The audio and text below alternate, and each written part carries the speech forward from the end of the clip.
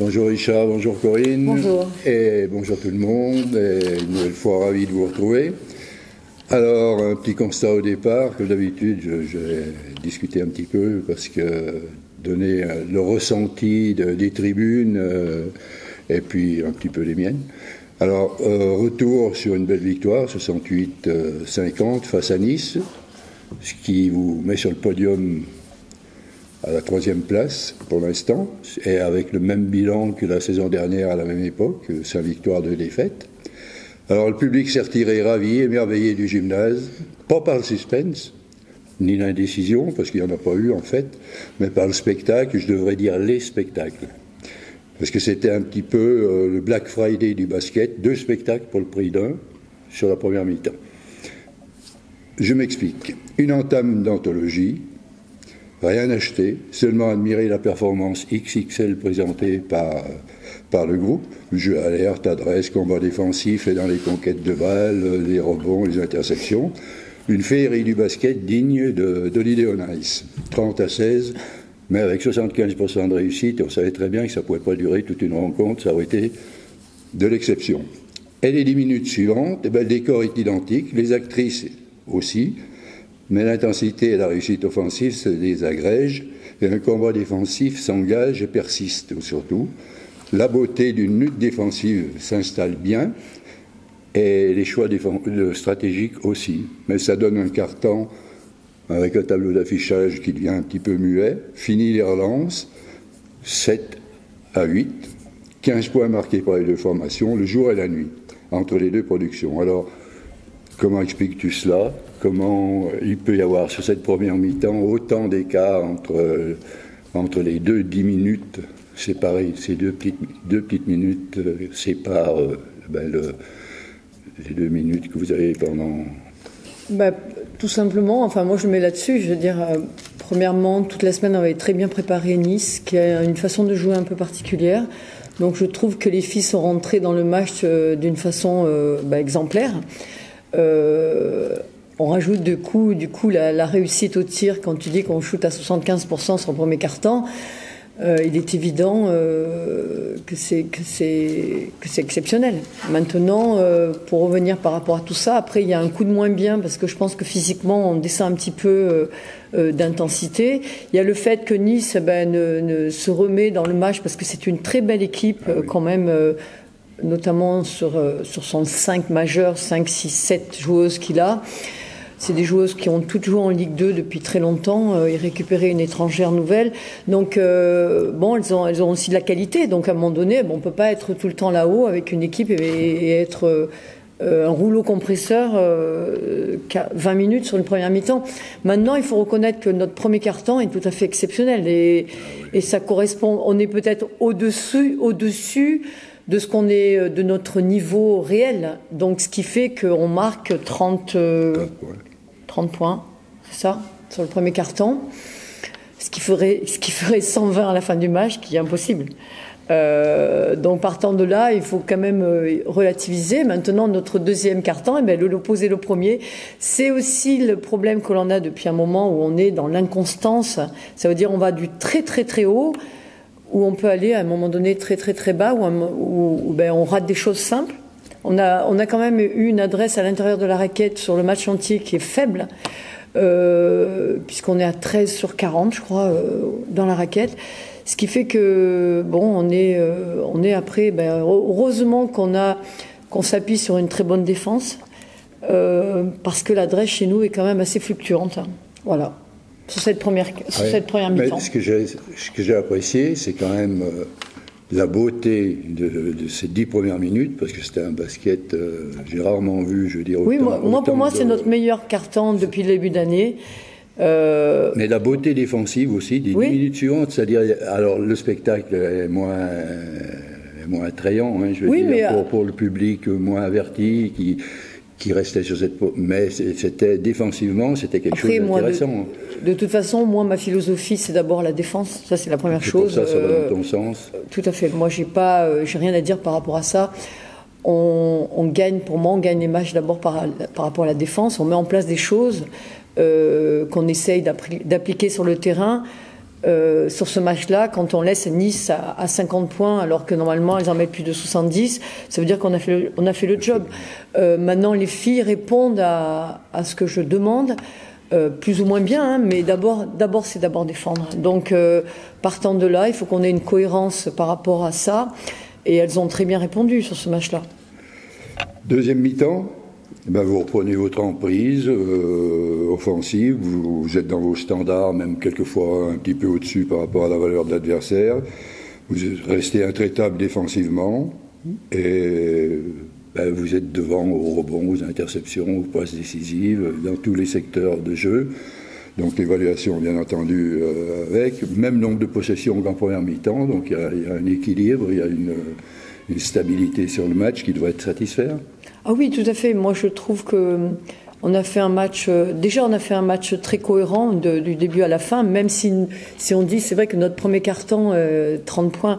Mais je veux dire, on n'est pas une équipe. Et puis même, ça se voit pas. Une équipe qui gagnerait 120 à 80 en basket féminin, ça n'existe pas. Donc on est sur nos standards. Maintenant, notre troisième carton le gagne 19-13.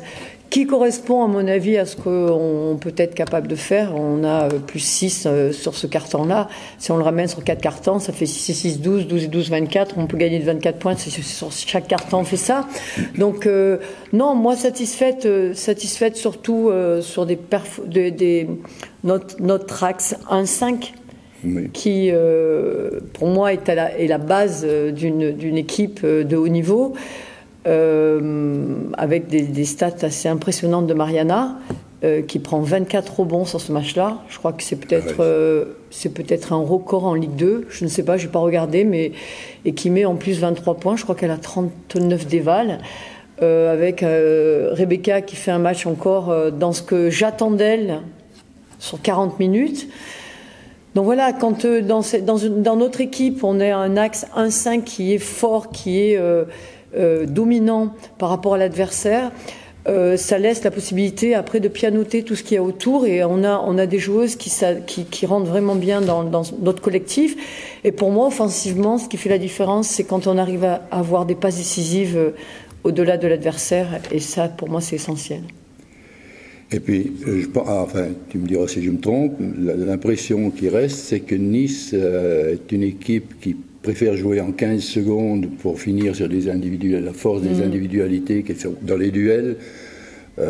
Les filles sont souvent plus fortes que leur adversaire, que les filles qu'on leur proposait, mais sur 15 secondes, sur du jeu rapide et leur talent individuel, elles peuvent faire la différence. Alors, et là, vous les avez mis sur des attaques placées où elles ont été en difficulté. Oui, alors déjà, il fallait qu'on essaye de contenir les duels extérieurs des joueuses de Nice. La deuxième chose, sur 50 points, il y a quand même une seule joueuse qui a marqué la moitié des points de leur équipe, qui est une excellente joueuse, Timera. C'est vraiment une joueuse qui performe offensivement. Donc il se passe que quand on a des joueuses très fortes en face individuellement sur les 1 contre 1, c'est soit on ferme tout et puis bon, on voit ce qui se passe, soit on dit Timera, elle a mis 24 points sur 50, mais les autres ont été en dehors de leur standard. Ce qui fait que à la sortie, on a fait le match qu'on voulait faire, et ça pour un entraîneur, c'est vraiment important. Ah oui, c'est plein. Alors, sans vouloir trop dévoiler les faiblesses et tout, il me semble que peut-être le tournant de ce deuxième carton qui a été un peu plus défensif et moins offensif de votre côté, il y avait moins de solutions à l'arrivée avec cette défense mise en place par Nice. Par Nice. Oui. Déjà, on savait que Nice était une équipe qui faisait zone presse zone, donc elles ont essayé une défense demi-terrain presque sur la zone. Maintenant, c'est pas qu'on l'a mal attaqué, c'est qu'on a sur des shoots ouverts à 3 points, on a oublié de marquer ces paniers faciles. Oui, ça c'est la première chose. La deuxième chose, à partir de ce soir, on va accentuer le fait de travailler sur les zones, sur cette façon parce que ça peut inspirer d'autres équipes. Il faut qu'on soit prête. Donc, moi, je peux dire que la prochaine fois qu'on aura une zone ou qu'on aura ce type de défense-là contre nous, L'équipe de Montbrison sera prête à attaquer ça. Ça, c'est une certitude, parce qu'on va s'attacher à faire ça. Voilà, il faut qu'on soit prête, il faut qu'on soit prête à pouvoir attaquer n'importe quel type de défense. Maintenant, on va mettre l'accent sur cette façon de défendre. On peut pas tout faire dès le début. Oui. Après, le problème de la zone, alors moi, c'est pas forcément ma tasse de thé. Le problème de la zone, c'est que tu joues sur la maladresse, la maladresse des joueuses de l'équipe adverse, parce que normalement, avec 2-3 passes un petit peu en décalé, tu dois toujours arriver à trouver un shoot libre que l'on a eu. Après, Manaëlle, elle fait 0 sur 6 à 3 points. C'est une joueuse qui, normalement, est très à droite, sauf qu'elle a commencé juste la veille à reprendre le basket, vu qu'elle a eu un problème au genou. Et il nous manque ces 3 points à elle. Si elle fait 4 sur 5, ça change le match. Parce que du coup, oui, elle était tout le temps ouverte. C'est normal qu'elle les prenne. Ça change le match parce que du coup, l'équipe adverse ne peut pas rester sur zone quand on commence à mettre les paniers de loin. Non, et puis bon, c'est classique. Hein, si après un temps mort où le coach adverse demande zone, si tu lui mets 3 points dans les dents, c'est qu'il a eu tort. Ça, et puis après bon, on a su à la fin l'attaquer mieux par nos deux façons que j'ai mis en place. Et voilà. Mais il nous manque ça. Il nous manque aussi encore une fois, quelques lancers francs laissés de côté. Parce que Rebecca, elle fait un super match, mais elle est à 6 sur 10 au lancer franc. Il nous manque 3-4 lancers francs de sa part. Et puis d'autres joueuses aussi. On a laissé 8 points de lancers francs. Alors même si l'équipe adverse en laisse aussi, moi, l'équipe adverse, ça m'intéresse pas. Moi, je regarde mes joueuses. Voilà, il faut qu'on soit plus performante par rapport à ce secteur-là, même si on a fait un petit peu des efforts, parce que la semaine dernière, on était à 50% au lancer franc. Voilà, mais quand je regardais, je pensais à toi en regardant les stats. Je dis, bon là, Corinne, elle va pas dire grand-chose. C'est ça. Ça va mieux. C'est ça. Non, mais à la sortie, ce qui est intéressant, je pense, à dire, c'est que c'est le basket collectif qui a gagné sur le basket moins collectif, on va dire, parce que Nice est une très belle équipe. Oui. Vous avez fait 18 passes décisives, elles en font que 8, donc à la fin du match, ça se voit. Pour moi, vraiment, les passes décisives dans une équipe au haut niveau, pour moi, c'est l'essence même de notre ADN. Donc on doit être capable parce que les passes décisives servent à éclairer le jeu. Si on n'est pas capable d'éclairer le jeu, on n'aura jamais un shoot facile. Et après, ça donne ce que ça donne sur une équipe comme Nice. Certes, c'est des filles qui sont très fortes sur les 1 contre 1, mais bon, c'est pas là-dessus que tu peux gagner un match sur la durée, quoi. Et encore, mais ça c'est toujours personnel, Mariana pourrait être servie 2-3 fois de plus où elle appelait des ballons dans une superposition et où elle ne les a pas eus en fait. Ça, la première chose. La deuxième chose, Mariana, même si elle fait une 39 d'éval, elle est à 7 sur 14, elle a 7 sur 14 au tir, ce qui n'est pas bon pour une intérieure de son niveau, parce que c'est pratiquement que des shoots dans la raquette. Donc c'est pareil, elle shoot 14 fois, elle en met 7. Si elle fait 11 sur 14, qu'elle est largement capable de faire, il n'y a plus de match, quoi.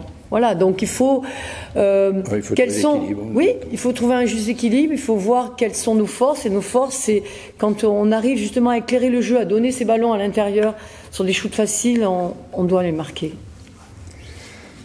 On a à peu près tout dit sur le match. Oui. On va se projeter dans le futur. Donc samedi, Mondeville, qui a été défait à Fétia, apparemment à l'issue d'une partie très offensive, 89-84, je crois, quelque chose comme ça.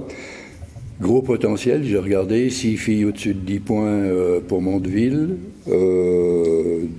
Les attitudes défensives ont été encore déterminantes, je suppose. Comme d'hab, on verra, on va commencer à analyser cette équipe de Mondeville, voir quelles sont leurs forces et leurs faiblesses. Elles vont faire comme la même chose sur nous, et puis on verra à la fin qu'est-ce qu'on va pouvoir ressortir de ce match. Maintenant, il est évident qu'on va à Mondeville avec, on va dire, un esprit plus libéré et le sentiment d'avoir fait le travail bien fait. Donc du coup, allons-y avec nos qualités, et puis on verra ce qui se passera après sur ce match-là. Après, nous recevons Saint-Amand, qui pour moi est un match essentiel de par le classement et puis mon histoire personnelle par rapport à ce club. Donc, oui, c'est vrai. à nous de faire le travail jusqu'à Noël. Donc le rendez-vous le 14 décembre contre Saint-Amand. Pour notre dernier match de l'année ici. Bon, pour l'instant, on est invaincu à la maison. Il faut qu'on arrive à garder le même état d'esprit. Quand on voit le public qui est autour et toute l'effervescence qu'il y a autour de notre équipe à la maison, c'est vraiment un plus pour l'équipe. Moi, je le ressens. Les filles, elles le ressentent. Oui. Il y a une dynamique. Oui. Il y a une énergie, il y a une dynamique dans cette salle maintenant à la maison avec notre club de supporters, avec tout le public qui est autour. On le ressent. Alors je le ressens, moi je le vois, je le sens. Donc les filles aussi. Donc c'est vraiment un plus pour nous. Non, la structure est bonne et c'est bien aménagé autour de ce groupe et on sent vraiment une famille, un bloc entre les supporters, les dirigeants. C'est d'autant plus excellent que ce groupe est jeune, ce groupe est nouveau et donc... et il plaît. Voilà, c'est bien, il y a une synergie autour d'elle qui est vraiment agréable à voir, quoi. Et les progrès que tu leur permets de faire, on les voit de match en match, et on sent des filles qui s'épanouissent sur le terrain. Oui, après, à tour de rôle, il y a des... celles qui pour l'instant n'arrivent pas à apporter quelque chose au groupe, eh bien, il faut qu'elles fassent plus pour rentrer dans ces rotations-là. C'est tout. Eh bien, c'est une belle conclusion pour la suite. Merci Corinne pour toute cette analyse. Merci Richard pour ces belles images. Et puis eh bien, à la semaine prochaine pour le débrief. Merci. Bonne semaine à tous. Merci.